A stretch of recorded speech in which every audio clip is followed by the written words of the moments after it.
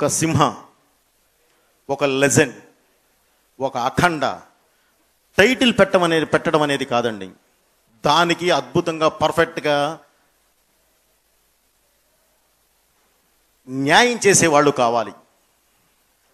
ఆ న్యాయం చేసేది వాళ్ళు ఎవరయ్యా అని అంటే, సింహ అంటే బాలయ్య గారే కనిపిస్తారు, లెజెండ్ అంటే చరిత్ర తిరగరాశారు, మీ కళ్ళ ముందే ఉంది, అఖండ అంటే ఈ రోజు కూడా దేదీప్యమానంగా వెలుగుతుంది, అది మీ అందరికీ తెలుసు.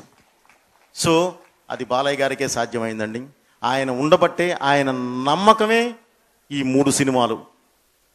అంతే తప్ప ఎవరో నన్ను ఇది చేస్తూ ఉంటే నేను చేయలేను అంతగా. సో ఆయన నమ్మకమే ఈ 3 సినిమాలు. థ్యాంక్ యూ బాబు. మన రిలేషన్ ఎప్పుడు ఇలానే ఉండాలి, ఇలానే ముందుకు వెళ్ళాలి. మనం చేసే ప్రతి సినిమా ప్రేక్షకుల ముందు తీసుకొచ్చి ఇలానే ప్రతి సంవత్సరాలు మనం జరుపుకోవాలి. సింహ త్వరలో 15వ సంవత్సరం నిండుతుంది బాబు. అలాగే ఈ సినిమాకి పనిచేసిన, ఈ సినిమాలో చేసిన ప్రతి ఆర్టిస్టు అంటే సోనాల్ చౌహాన్, థ్యాంక్ యూ మా.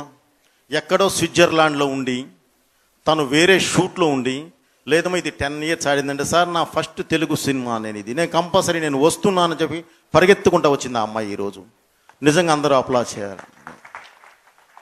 అలాగే ప్రతి ఆర్టిస్టు, రాధిక ఆప్టే, అలాగే పెద్దవారు, మన ఆ గ్రాండ్ మా క్యారెక్టర్ చేసిన వారు ఎక్కడున్నా సరే ఆమె ఆత్మ సాధించాలని కోరుకుంటున్నాను. ఎందుకంటే వారు లేరు, అయినా సరే వాళ్ళని తలుచుకోవాల్సిన అవసరం ఉంది మనకి. అలాగే సీతారా గారు కానీ, ఈశ్వరీరావు గారు కానీ, మన రజిత గారు కానీ, ఇక మిగతా ఆర్టిస్టులు అందరండి. ప్రత్యేకంగా చెప్పాల్సింది జగపతి బాబు గారికి. జగపతి బాబు గారు ఫస్ట్ టైం జగపతి బాబు గారు ఇందులో ఒక అద్భుతమైన క్యారెక్టర్ చేశారు. విలన్ అని నేను అనండి, అది ఒక క్యారెక్టర్, అద్భుతమైన క్యారెక్టర్. ఆ క్యారెక్టర్ చేసి ఈరోజు మీరు చూస్తూ ఉంటే ఎలా ఉన్నారంటే అలా ఉన్నారు. అప్పటి వరకు ఒక షేడ్లో కనిపించిన ఆయన ఈ సినిమాలో కనిపించిన విధానం చూసి అందరూ చాలా హ్యాపీగా ఫీల్ అయ్యారు, షాక్ అయ్యారు.